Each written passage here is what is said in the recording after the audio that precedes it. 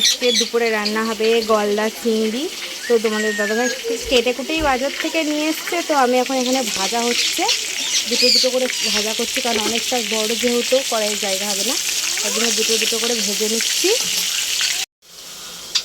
তো এইদিকে দেখো আমার চিংড়ি পুরো ভাজা হয়ে গেছে, গলদা চিংড়িগুলো, আর এইদিকে মশলাটাও প্রায় হয়ে এসছে কষা।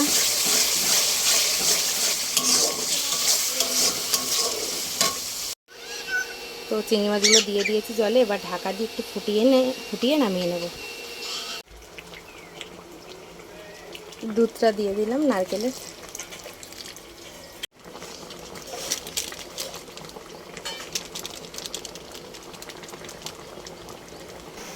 তো দেখো আমার চিংড়ি মাছের মালাইকারি পুরো রেডি হয়ে গেছে। এবার ভাই আর ছেলে আসলে ওদের দুজনকে ভাত দিয়ে দেবো।